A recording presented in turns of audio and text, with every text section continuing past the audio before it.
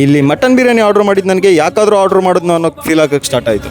Video ನೋಡ್ತಾರೆ ಎಲ್ರಿಗೂ Poojary tax ಪೇಜ್ಗೆ ಮತ್ತೊಮ್ಮೆ ಸ್ವಾಗತ. ನಾನು ಇವತ್ತು ಬಂದಿದ್ದೀನಿ ನಮ್ಮ ಶಿವಮೊಗ್ಗಕ್ಕೆ. ತುಂಬ ಜನ ಫುಡ್ ಬ್ಲಾಗರ್ಸ್ಗಳು ಇಲ್ಲಿ ಫುಡ್ ಚೆನ್ನಾಗಿರುತ್ತೆ ಅಂತ ಹೇಳ್ಬಿಟ್ಟು ವಿಡಿಯೋ ಮಾಡಾಕಿದ್ರು. ಸೊ ನಾ ಇವತ್ತು ತಿಲಕ್ ನಗರದಲ್ಲಿರೋ ಫೇಮಸ್ ರೆಡ್ ಹೋಟೆಲ್ಗೆ ಬಂದಿದ್ದೀನಿ. ಎಕ್ಸಾಕ್ಟ್ ಲೊಕೇಶನ್ ಬಂದು ತಿಲಕ್ ನಗರ್ ದುರ್ಗಿಗುಡಿ ಶಿವಮೊಗ್ಗ.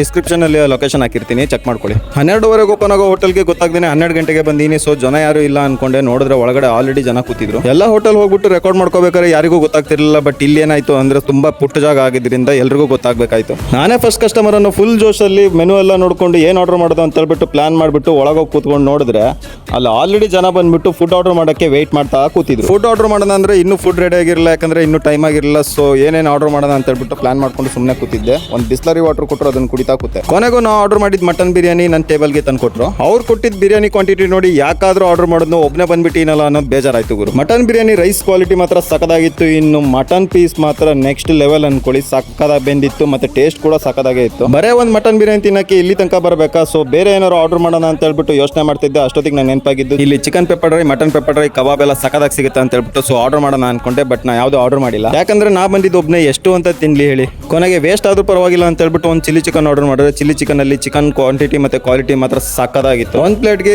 7ರಿಂದ 8 ಪೀಸ್ ಕೊಟ್ಟಿದ್ದಾರೆ. ಒಬ್ಬನೇ ಎಲ್ಲಿಂದ ತಿನ್ಲಿ ಗುರು. ಸೊ ನೆಕ್ಸ್ಟ್ ಟೈಮ್ ಇಂದ ನಾ ಎಲ್ಲರೂ ಒಬ್ಬನೇ ಹೋಗೋದಿದ್ರೆ ನನ್ನ ಫಾಲೋವರ್ಸ್ ಅಲ್ಲಿ ಯಾರೋ ಒಬ್ಬನ ಕರ್ಕೊಂಡು ಹೋಗೋಣ ಅಂತ ಹೇಳ್ಬಿಟ್ಟು ಡಿಸೈಡ್ ಮಾಡಿದ್ದೀನಿ. ನೀವು ಯಾವತ್ತಾರು ಶಿವಮೊಗ್ಗ ಕಡೆ ಬಂದ್ರೆ ಈ ರೆಸ್ಟಾರ್ ಹೋಟೆಲ್ ನ ತಪ್ಪದೆ ವಿಸಿಟ್ ಮಾಡಿ. ನಾನು ಅಪ್ಲೋಡ್ ಮಾಡೋ ಪ್ರತಿಯೊಂದು ವಿಡಿಯೋನು 3,000ಕ್ಕಿಂತ ಜಾಸ್ತಿ ಶೇರ್ ಆಗ್ತಿದೆ. ಸೊ ಶಿವಮೊಗ್ಗ ಜನ ಎಷ್ಟು ಶೇರ್ ಮಾಡ್ತಾರೆ ಅಂತ ಚೆಕ್ ಮಾಡೋಣ. ಸಾಗರದವರು ಶೇರ್ ಮಾಡಿ. ನೆಕ್ಸ್ಟ್ ಯಾವ ಹೋಟ್ಲಿಗೆ ಹೋಗ್ಬೇಕಂತ ನೀವು ಕಮೆಂಟ್ಸ್ ಅಲ್ಲಿ ತಿಳಿಸಿ, ನಾ ಅದೇ ಹೋಟ್ಲಿಗೆ ಹೋಗಿ ಟ್ರೈ ಮಾಡ್ತೀನಿ. ಇನ್ಸ್ಟಾಗ್ರಾಮ್ ಮತ್ತೆ ಯೂಟ್ಯೂಬ್ ಚಾನಲ್ ಫಾಲೋ ಮಾಡೋದು ಮರಿಬೇಡಿ. ಹೋಯ್ ಬತ್ತ ಮರ್ರೆ.